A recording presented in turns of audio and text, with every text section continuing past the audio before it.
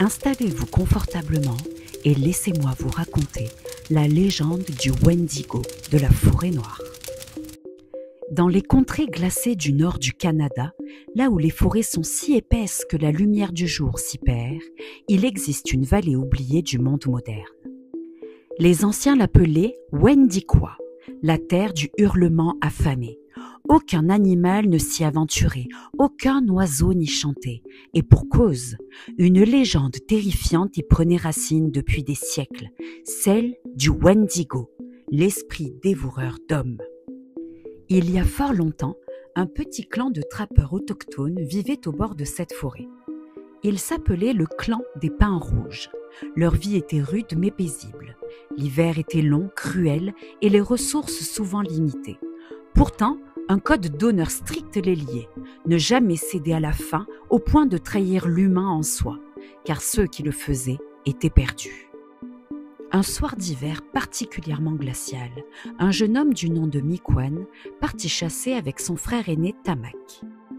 La neige était lourde, le vent coupait la peau comme des lames, les vivres étaient presque épuisés et les anciens commençaient à parler à voix basse. S'ils ne reviennent pas vite, la faim prendra ce qu'elle veut. Mikwan et Tamak s'enfoncèrent dans les bois, suivant les traces d'un caribou. Mais plus ils s'avançaient, plus la forêt devenait étrange. Le silence pesait comme un couvercle sur leurs pensées. Pas un bruit, pas même le craquement des branches sous le vent. Soudain, Tamak s'arrête. « Tu entends ?» demanda-t-il. Mikwan secoua la tête, mais une sensation de froid mordant, différent du froid de l'hiver, le frappa. C'était un froid intérieur, celui de leur peur primitive. Ils campèrent pour la nuit, allumant un petit feu, mais à la lueur des flammes, ils virent quelque chose ou quelqu'un les observer entre les arbres. Une silhouette fine, anormalement grande, avec des membres démesurés et deux yeux comme des braises.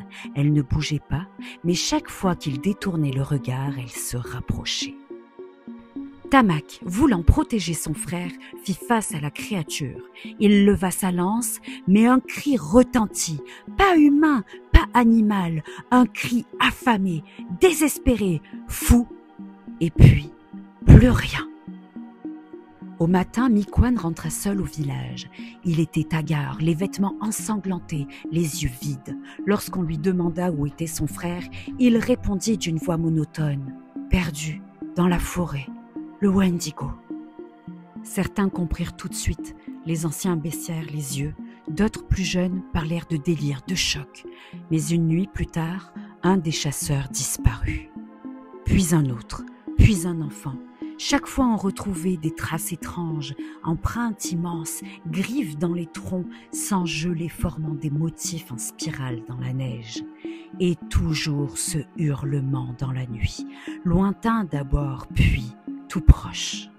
On commença à accuser Mikwan. Après tout, il était revenu seul, il refusait de manger, il ne dormait plus, il restait dehors à fixer les bois. Une vieille femme, la chamane du clan, l'observait en silence depuis des jours. Un soir, elle le convoqua dans sa tente.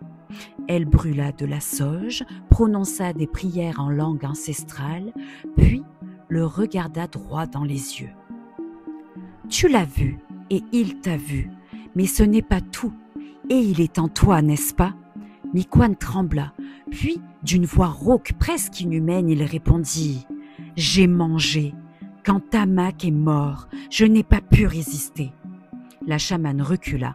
Il était trop tard, car c'est ainsi que naissent les Wendigo.